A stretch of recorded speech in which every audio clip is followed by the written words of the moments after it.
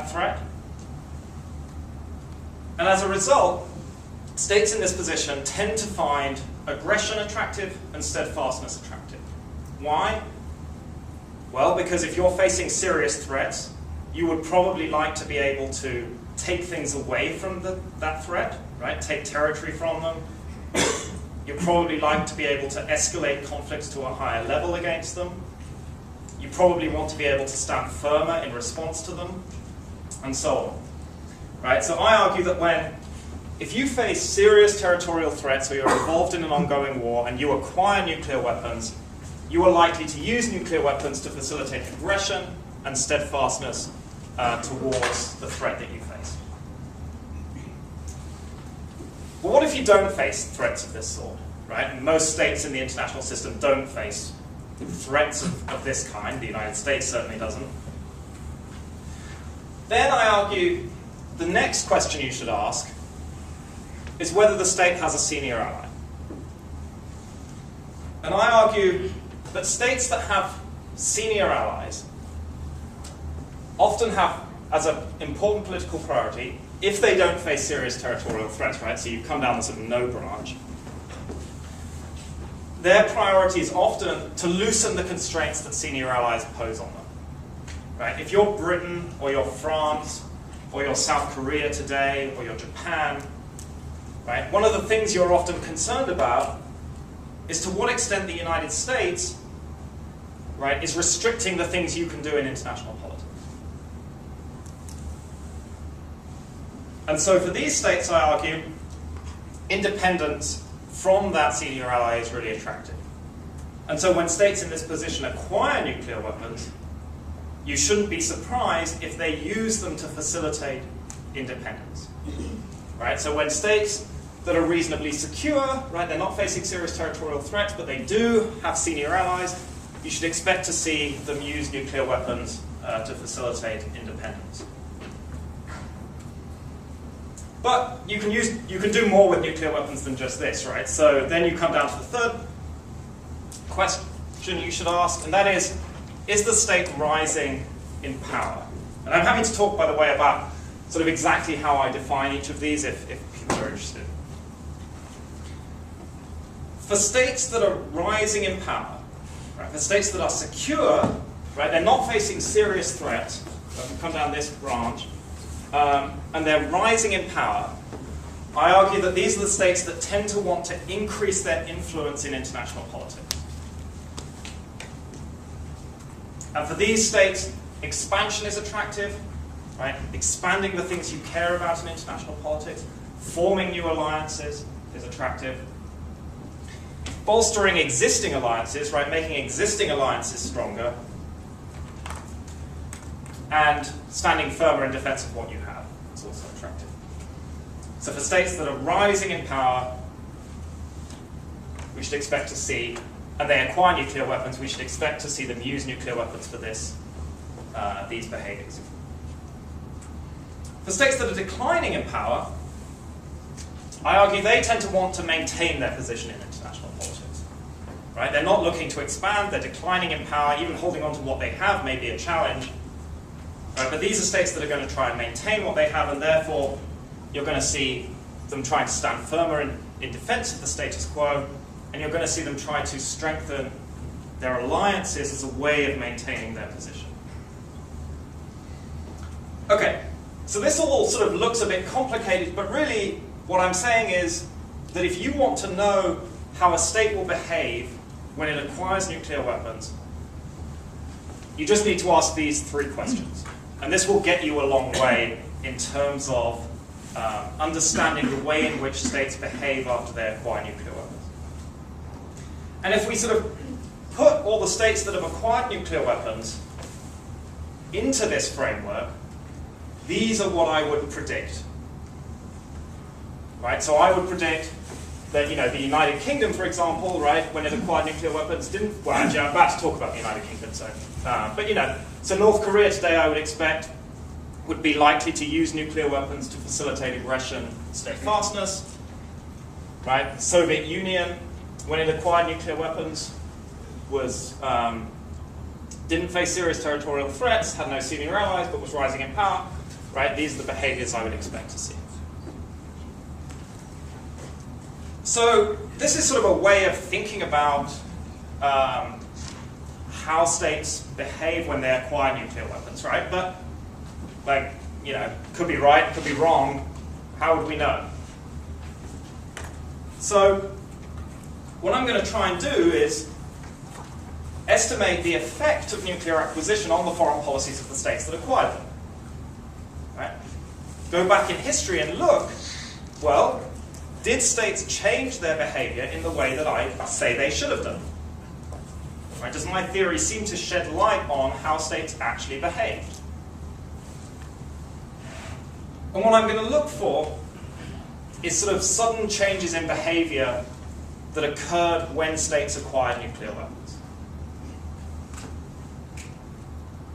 And then I'm going to look for evidence that nuclear weapons actually caused the change that we see. And in doing so, right, I'm interested not only in how the behavior changes, but also how leaders in these countries talked and thought about nuclear weapons. Right? If I predict that a country should become more independent of the United States, say, when it acquires nuclear weapons, and I see that when they acquire nuclear weapons, they become more independent, and I see in the historical record that, you know, elites in that country kept talking about how they needed nuclear weapons because it would allow them to be more independent. And when they got them, they talked about how the fact that they had nuclear weapons allowed them to be more independent. Right? And that's, I think, pretty good evidence that they're behaving in the way my theory would suggest. Okay, so I'm going to talk about three cases, though two in more detail. The South African case, the British case, and the American case. And I'm happy to talk about any of the other cases if you're interested, and I'll talk a bit about what this says about Iran as well. So South Africa, when it acquired nuclear weapons in the 1970s, late 1970s, we were in the midst of the Cold War. South Africa, although it was, you know, an apartheid state, had these deeply objectionable sort of racist domestic political institutions, right? Despite this, was an ally of the United States during the Cold War. And South Africa was occupying Namibia, which was then Southwest Africa, and it was fighting a war in Angola. And the Soviet Union was sending huge amounts of military aid to Angola. The Cubans, there were tens of thousands of Cuban forces in Angola also fighting the South Africans. Right? So this was, and these, South Africa feared that both this conflict and internal conflict within South Africa, right, could sort of explode out of control at any moment. Right? The white minority who were ruling South Africa, right, were deeply afraid that this sort of band of states that they called the frontline states would essentially ally, that they would be supported by the Soviet Union, and these would combine with internal insurgent organizations in the ANC and other political liberation movements within South Africa to profoundly threaten the South African state. So I argue that South Africa did face serious territorial threats and was involved in an ongoing war. Right? It was fighting an ongoing war in Angola. Right? And as a result, the rest of the theory doesn't come into play. Right? I argue that you answer yes to this question, and this suggests that South Africa should behave more aggressively, more steadfastly when it acquires nuclear weapons. And also, my theory argues that South African elites should have viewed nuclear weapons as a tool for doing this. Right? It should have been the case that South African elites thought about nuclear weapons in the way that my theory suggests. So, do they?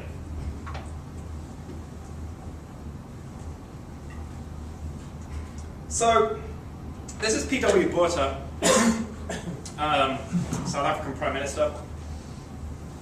And basically, at the same time as South Africa acquires nuclear weapons, there's a substantial shift in South African strategy in Angola. Whereas before, South Africa had been sort of going in and out of Angola, right? Conducting operations in Angola, certainly, but small operations, staying fairly close to the border, going in, coming out. The strategy changes to dominate large portions of territory, stay in Angola for longer periods of time, and so on. And you can see this in the patterns of conflict. So in the 4 years before South Africa acquires nuclear weapons, these are major military operations that South Africa conducts in Angola, right? And as you can see, they stay fairly close to the border with Southwest Africa, with Namibia. There's one operation that goes a little further in, which I'm happy to talk about, but again, it's a very brief operation. They go in and massacre a bunch of people and then go back out. In the 4 years after South Africa acquires nuclear weapons, you see a very different strategy. South Africa becomes much more willing, A, to go deeper inside Angolan territory, to go in for much longer, and although this doesn't show this, the type of weaponry they're using is much different, much more heavy conventional weaponry. But did this have anything to do with nuclear weapons? So I was in South Africa a couple of years ago, and I was interviewing a lot of sort of military and political elites from the apartheid era. So this is Andre Base, who was, by some accounts, well, by his account, probably the most important person in the South African nuclear weapons program. Others would disagree with that assessment, but he said nuclear weapons absolutely allowed South Africa to tolerate higher levels of escalation in Angola. And why was this, right? South Africa wasn't planning to use nuclear weapons, really. It wasn't planning to drop nuclear weapons in Angola. But what South Africa planned to do was that if it looked like Soviet, Cuban forces were going to come into Namibia, they would tell the United States. They would say, look, we're worried about this, and we're about to test a nuclear weapon. And we know that you don't want us to test a nuclear weapon. You don't want us to publicly reveal that we're a nuclear armed state. And so you can then, the United States, will then be forced to go to the Soviet Union, tell the Soviet Union to back off, and so on. And this therefore allowed South Africa to take greater risks in Angola, to go further in, and so on. This is Victor Zajarai, who was a senior sort of strategist within the South African Foreign Service, was subsequently ambassador to Poland. He said, the military thought that as long as their enemy believed that South Africa had nuclear weapons, which they did, the Cubans especially believed they had nuclear weapons, and in fact believed they had much more capabilities than they actually did, right? It made their lives a whole lot easier in Angola. Right? As long as the Cubans and the Soviet Union were concerned about South Africa's military nuclear capability, it allowed the South Africans to engage in higher levels of escalation. So I think we do see, and this is just sort of, some brief quotes, but I'm happy to talk in more detail about other things that people said when I interviewed them. But I think you do see both a change in behavior in the way the theory suggests, and I think you see that South African elites thought about nuclear weapons in the way the theory suggests. What about Britain? Well, Britain acquires nuclear weapons in the 1950s. At that time, Britain is involved in the Cold War, but Britain is relatively secure, right? It doesn't face serious territorial threats. It's still at this time the third most powerful country in the world, has a nuclear armed ally, the United States. And the Soviet Union is a long way away, right? There's a lot of territory and a lot of US forces between the United Kingdom and the Soviet Union. So I argue that Britain didn't face serious territorial threats, wasn't involved in an ongoing war. Britain did, though, have a senior ally, the United States. And I think it's pretty clear that Britain was seriously declining in power when it acquired nuclear weapons. I don't think anyone really disagrees with that. So what do I expect you should see? Well, you should come kind of down this route. You should see independence from the United States. And you should see Britain trying to use nuclear weapons to facilitate the bolstering of junior allies and being more steadfast towards rivals. And you should see elites thinking about nuclear weapons in this way as well. So do you see this? Well, you certainly see bolstering. So Britain has 3 key alliances that it's part of in this time. In Seattle in Asia, I should say in each of them, Britain basically moves to make its contribution to this alliance nuclear. Right? Britain is declining in conventional military power at this time, has a lot less, it's increasingly sort of non-credible British commitments to its alliances. Britain suddenly gets nuclear weapons and basically decides, aha, this is sort of the plug we can use to stop the bathwater running out of our alliances. Right? We can make our alliances credible with nuclear weapons. You see this in Seattle. In Asia, you see it in the Baghdad Pact, which is the major alliance that Britain's involved in the Middle East. And you see it in NATO as well, the alliance in Europe. You also see significant steadfastness and independence from the United States. So let's look at 3 crises in the Middle East that occur before Britain has nuclear weapons. There is the nationalization of Anglo-Iranian oil. This is a hugely important issue for Britain. This is Britain's biggest single overseas investment.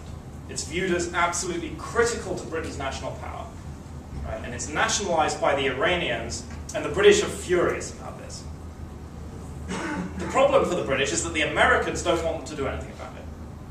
The Americans tell them, back off. Don't go to war with Iran over this. And the British go along with the Americans. The British don't feel they're in a position to defy the Americans on this issue. Similarly, there are ongoing negotiations over the status of the Suez Canal. This is Britain's biggest overseas military base. Again, viewed as crucial to Britain's sort of position in the world. And there are ongoing negotiations because the Egyptians basically want it back. They want to use this resource. And again, the British are basically forced into a pretty humiliating climb down. They demand all these things, the Egyptians say no. They go to the United States for support, the US says, we don't care. And Britain backs down. And the Saudis occupy the Bahraini oasis, and again, this is viewed as a major challenge to Britain's position. Right, and again, Britain goes to the United States, asks for help. The United States says, nah, we don't really care, and Britain is forced to back down. Once Britain has nuclear weapons, though, you see a series of similar types of crises, but Britain responds very differently. The occupation of Bahrain is still going on, but once Britain gets nuclear weapons, it just goes in with military force, takes them out. And not only does it do it, it does so without even informing the United States that Britain is about to do this. And the US is furious about this. What Britain does in Bahrain, though, sort of pales in comparison to what Britain does in response to the nationalization of Suez, right? So negotiations over Suez have failed. The Egyptians decide they're going to nationalize it. And Britain, despite the United States being deeply opposed, pursues this military intervention with the French and the Israelis that ends up being disastrous. Right? But the very fact that Britain considered doing this, I think, is pretty remarkable given their tendency to avoid this kind of unilateral, well, not unilateral, but this kind of direct military response to challenges. And it's often said that, well, in the aftermath of Suez, Britain sort of shrinks from the world stage. Britain's basically never heard from again. And that's not really true. In the aftermath of Suez, Britain is still intervening in various places around the Middle East, often without the United States' approval. And so I think what you see is at least a sort of correlation, right, that when Britain gets nuclear weapons, it starts to behave more independently, it starts to respond more, it starts to resist challenges to the status quo, what it perceives to be challenges to the status quo more firmly. Was this how British sort of leaders thought about nuclear weapons? Right? Well, certainly British leaders thought nuclear weapons were a tool that they could use to be more independent of the United States. So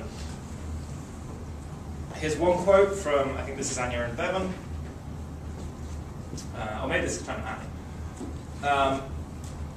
If we had decided not to have nuclear weapons, we would have put ourselves entirely in the hands of the Americans. Right? We have to have them if we want to be an independent state in international politics. I know, this is Anya and Bevan. So Bevan says, I don't want any other foreign secretary to be talked at by a Secretary of State in the United States as I have been. We've got to have nuclear weapons, whatever the costs. Right? So these clear statements that nuclear weapons are crucial for British independence from the United States.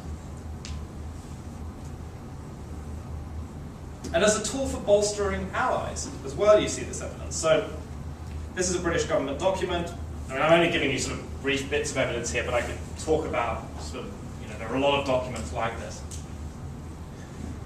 Right, Britain here is, British officials are talking about why Britain might choose to deploy nuclear weapons to Asia. And they'd say, well, we know that China's not really going to embark on a war, right? But what we're going to do it for, the reason we're going to deploy nuclear weapons to Asia, are basically to bolster our allies.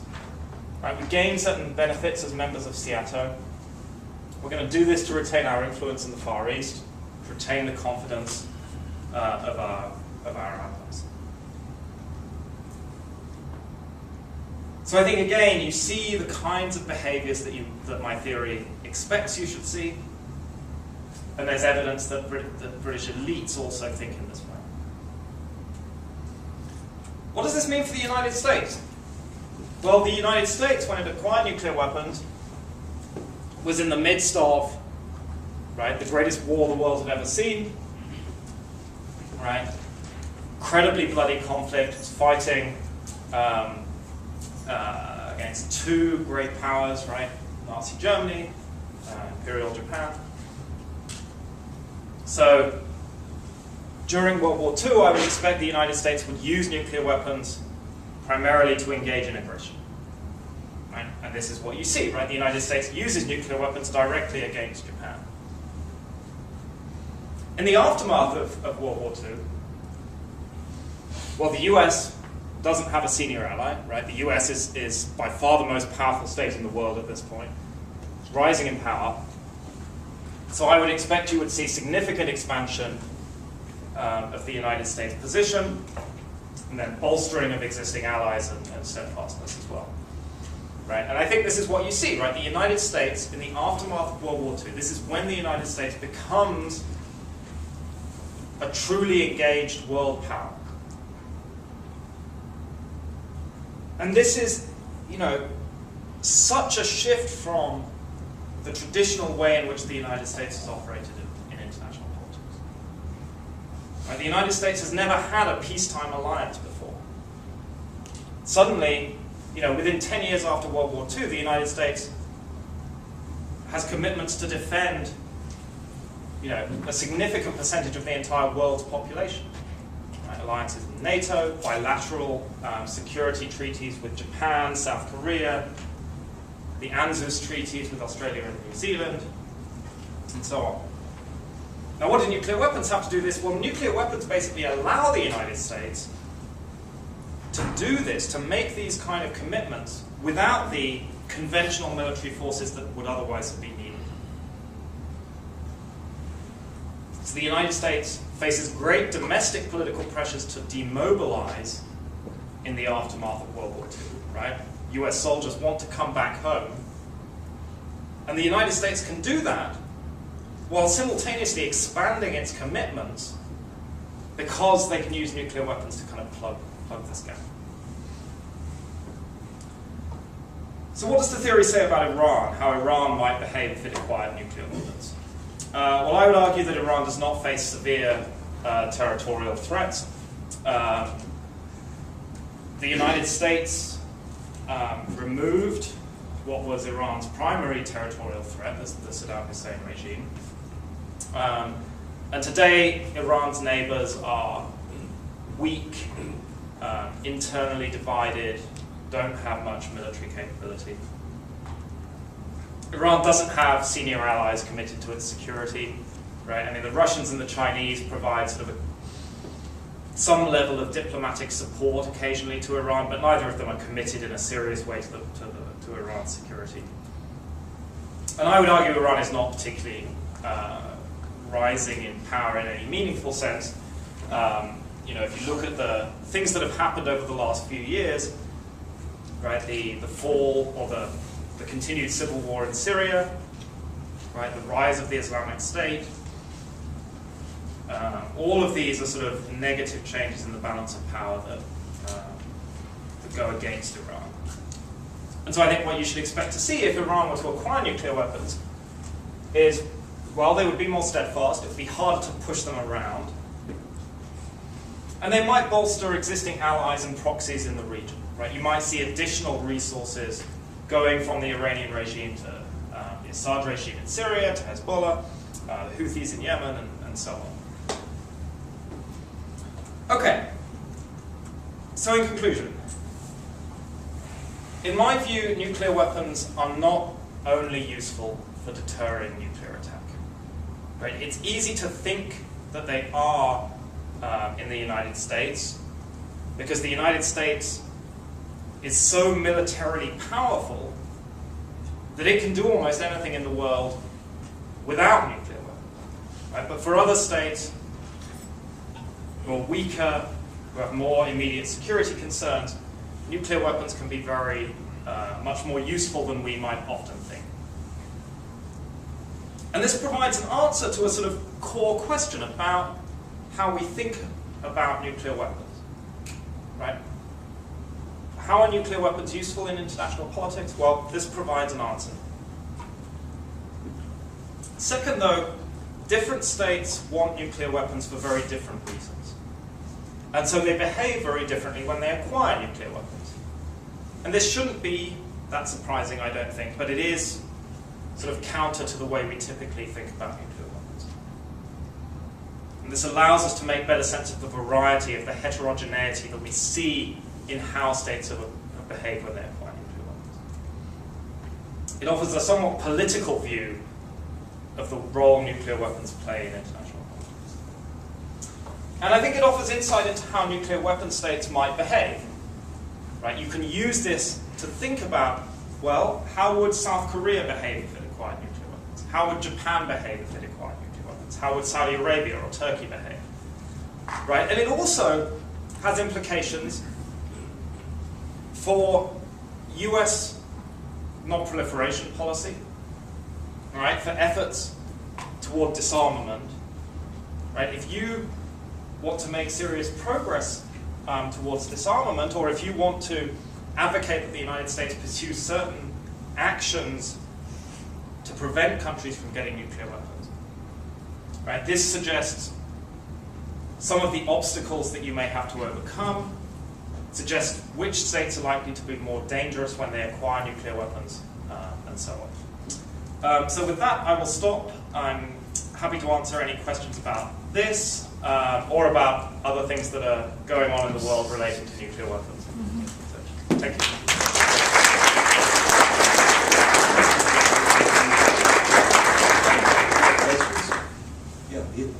So the elephant in the room, obviously, is North Korea. So what are your predictions for North Korea?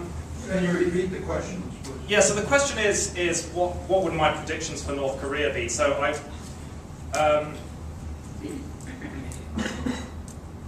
Actually, let's. So I wrote a piece for a website a few weeks ago that was basically called "North Korea Benefits from Nuclear Weapons. Get Used to It." What I think is that North Korea faces serious territorial threats. From South Korea, the South Korean military is superior to the North Koreans, and obviously they have the United States as well on their side. So, and those countries are hostile to North Korea, right? Donald Trump says every day that the United States has an interest in overthrowing the North Korean regime. Well, maybe not every day, but fairly regularly. So I would predict that North Korea would therefore use its nuclear weapons. It would find aggression attractive, and it would find steadfastness attractive. What does that mean in real terms? Well, it means I don't think you should be surprised if North Korea is harder to push around because they have nuclear weapons. They're more likely to stand firm if they feel attacked or feel under threat. But it's also possible that they will use nuclear weapons as a shield behind which to engage in more aggressive behaviors. Limited military options against South Korea, more aggressive actions in the seas around the Korean Peninsula, and so on. Now the question is, what can the United States do about that? And my view is not very much. In my view, the capabilities that North Korea now has mean that any war between the United States and North Korea will be a nuclear war. And I think the capability they demonstrated last week should leave us in no doubt that that North Korea can now has the capability to hit the United States, hit cities of the United States with a nuclear weapon. And so to me, there is no conceivable policy goal that you could achieve in North Korea that would be sufficiently valuable that it's worth risking US cities for. So in my view, if I was recommending actions with respect to North Korea, I would back off. I think the kind of military exercises that the United States is pursuing in South Korea are quite dangerous because I think they've raised significant risk of miscalculation and North Korean military action. And so I think the United States needs to get used to the fact that North Korea is a nuclear-armed state. It's not going away, and that imposes certain constraints on what the United States can do, and it gives North Korea some benefits, and the United States needs to sort of acknowledge that and come to terms with it. Yeah. Do you think that if the United States were to back off, that would be a symbol to North Korea as they're rising in power, therefore they would want to expand more or possibly initiate conflict with the United States? Yeah, I mean, I think the United States needs to back off in one sense, which is that I think conducting military exercises right on the North Korean border is just unnecessarily dangerous and doesn't achieve very much. Now that doesn't mean you have to abandon the alliance with South Korea. You can still, deter. I think you can probably still deter most of the outcomes you worry most about, right? I think you can still deter a North Korean invasion of South Korea, right? I think you can still deter a North Korean sort of bolt out of the blue attack against the United States. These are not things I particularly worry about, right? So sure, if the United States were to respond to this by saying, okay, well, we abandon our alliance with South Korea, we abandon our alliance with Japan, right? We're getting out of the Pacific, right? Sure, that might be a kind of a signal to North Korea that they can do a lot more. But I think if you adopt a somewhat more restrained policy with respect to military exercises, I don't think that's going to send a massive signal that North Korea can suddenly do whatever it wants. I just don't think international politics kind of works like that. Yeah. I have two questions. The first one is, you talked about how history looks at different changes in behaviors of different nations after they acquired nuclear weapons. does your theory look at the changes in behavior once they are in the process of developing those weapons? And the second question is, what does your theory imply for the future? Since you mentioned that the United States pursue their strategic interests once they acquire these nuclear weapons, does it imply that we are never going to see a world without nuclear weapons? Yeah. So in terms of the process of acquiring nuclear weapons, so I sort of make an assumption, right, that nuclear weapons are kind of this capability that either you have or you don't have, right? And therefore, you know, when you get this capability, you should expect to see this sort of sudden change. Now, that's a bit of a simplification, right? There are different states have different levels of capability, right? You might argue that you sort of get some of the political benefits from having nuclear weapons, even if you, you know, have this sort of latent capability, right? Well, some people say Japan has now, right? You know, Japan is, depending on who you talk to, a few weeks or a few months away from having a nuclear weapon, right? It just has this the technological and the materials that it would need. So if you get some benefits from that, and maybe you get sort of additional benefits, you know, the more advanced your nuclear arsenal is, right? In some ways, that if that's the case, right? I'm not opposed to that, right? I don't necessarily think that that's wrong, but if that's true, it would make it less likely that I would see these sort of shifts in behavior that I talk about, right? So to the extent that actually this process is kind of a linear one rather than a sort of step change, the approach I'm taking to test this theory should actually underestimate the effect of nuclear weapons. So it's possible. I don't sort of look for it specifically, but I don't think it's necessarily a problem for my argument. In terms of the prospects for a world without nuclear weapons, I mean, I'm something of a pessimist on this. I mean, I think, you know, you can, which is not to say that I think a world without nuclear weapons wouldn't be safer in a lot of ways. I think it would be safer in a lot of ways. I just don't see any political route to getting there. And I think this, or at least at the current point in time. And the reason I don't see a political route to getting there is because the states that have nuclear weapons have them because they think they're useful. Right? The United States thinks its nuclear weapons are useful. Russia thinks its nuclear weapons are useful. China thinks its nuclear weapons are useful. All these states that have them think they're useful. And I think the moral argument against nuclear weapons is a powerful one, but it is not sufficiently powerful to persuade states to give up something that they view as crucial to their national interests. And I think, you know, in most cases, these countries do view them as crucial to their national interests. With regard to the South African case, did you also look at how policy changed after they dismantled their program in '89? Yeah. So this is sort of actually, you know, if you want to talk about the route to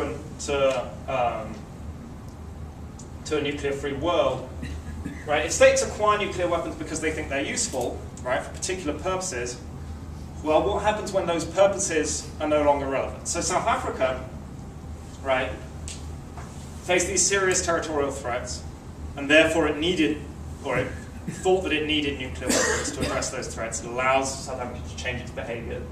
Well, in 1989, the Soviet Union disappears. Right? The Soviet Union is no longer channeling a ton of money to Cuba. Cuban forces have been withdrawn. South Africa, basically, this reason that it had nuclear weapons is now gone. And therefore, right, South Africa makes the decision that, well, right, it's crushed by sanctions at this point. The South African economy is in pretty dire straits. And South African elites basically come to the view that, well, what South Africa really desperately needs is to sort of be reintegrated into the world economy. And if it's going to do that, it needs to do two things. It needs to release Nelson Mandela and unban the ANC. And it needs to sort of come clean about its nuclear program and join the nuclear non-proliferation treaty. And that then becomes a more attractive option than possessing nuclear weapons, right? Because this has gone away, right? The threats that South Africa faces have disappeared. And so I think that's sort of an important, that's, if you want to move to a world without nuclear weapons, right, this is what you have to do. You have to get rid of the political conditions that lead these states to want nuclear weapons in the first place. But that's easier said than done. Yeah. How would you say that Iranian possession of nuclear weapons would impact Saudi involvement in Yemen? And from that, do you think that would then lead to a Saudi attempt to gain nuclear capabilities and a chain proliferation across the Middle East? Yeah, so people have often feared these kind of proliferation cascades, right? That when one state gets nuclear weapons, a bunch of other states will follow. And you see that to some extent in the historical record. Arguably, the Soviet Union gets nuclear weapons in response to the United States. China gets nuclear weapons in response to the Soviet Union. Actually, I think those proliferation sort of cascades tend to happen less often than we fear. But part of the reason for that is that a lot of people do a lot of things to try and make sure that those cascades don't happen, right? So in the aftermath of the Chinese nuclear test in the 1960s, US diplomats basically had to do a huge amount of work to convince the South Koreans, the Taiwanese, Indians, right, various other countries in the region that they shouldn't respond by pursuing nuclear weapons. So I think my guess is that that's what you would see. If Iran were to acquire nuclear weapons, you would see a significant effort on the part of the United States and others to try to convince neighboring countries that they didn't need nuclear weapons. Now, whether that would be persuasive to the Saudis, who knows? But the United States has significant leverage over the Saudis, has significant ability to pursue its interests with the Saudis, and so I think if Iran were to acquire nuclear weapons, it wouldn't be this sort of automatic thing that Saudi Arabia would suddenly acquire nuclear weapons. I think it would be it's certainly possible, but in my view, it wouldn't be automatic. Yeah. So I guess the piece that seems the most challenging for me to kind of accept the way you're portraying it is that number one step that then leads automatically to aggression and steadfastness in the way that you're describing those two things. It would seem to me that it'd be interesting to describe what aggression means and what opportunity there is for states to have aggression. Your description of what North Korea might do to be more aggressive seems unpersuasive, considering they've shelled offshore islands in South Korea, sank a Corvette, a South Korean Corvette, and done a midget submarine line. I go through a litany of things that they've done that are pretty aggressive versus the opportunity that exists for Iran to expand what we call aggressive actions, right? Because they've got territorial contiguousness to other states that they might be interested in those kinds of things. Have you thought about expanding those things out? This, as I think the audience is pointing towards, that seems to be the most important thing for your argument for understanding the implications going forward. Is what's likely to happen when the state makes that decision and has the capability to acquire nuclear weapons? Yeah, so aggression, it can mean different things in different contexts, right? And well, to some extent, all of these behaviors can mean have different implications in different contexts. For a state that has serious sort of territorial disputes with its neighbors, right? Aggression probably means something different to a state that is where all the borders are sort of fully established and accepted, but that they're just sort of invaded from another country, right? These are very different types of things, and aggression will mean somewhat different things in different contexts. That said, I think North Korea, right? What I would expect to see is that North Korea, and I don't view this recent capability as being the sort of the threshold at which, right? It's not North Korea acquiring an ICBM, in my opinion, that allows it to do these things. It's North Korea acquiring nuclear weapons, which happened in 2006. But I think so what I would expect to see is the level of escalation that North Korea is prepared to tolerate rising, the regularity with which it conducts sort of provocative military operations and so on to rise, perhaps the types of weapons they're using would shift, and so on. So I think there's a range of things you can look for, and I talk about in the book project, you know, sort of how to do that in a more kind of systematic way than I did here. But yeah, I mean, I think, you know, you can look for sort of observable implications and clear kind of metrics for these kind of behaviors. I mean, okay, so I'm very familiar with the North Korean case, to say the least, and I don't think we've necessarily seen a rise since 2006 in provocative. Yeah, so actually, yeah.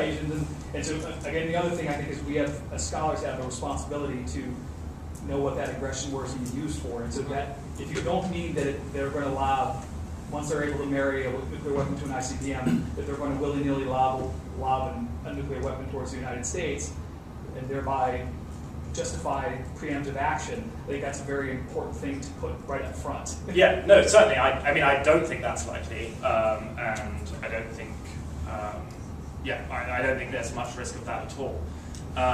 So actually, interestingly, on the North Korean case, right, so my predictions are one thing. I'm actually very willing to be persuaded that I'm wrong in the North Korean case, and I actually think the North Korean case is one in which I may be wrong, right? I think there are two real cases, depending on how you think. I think my theory gets China wrong, and I think there's also an argument that it gets North Korea wrong.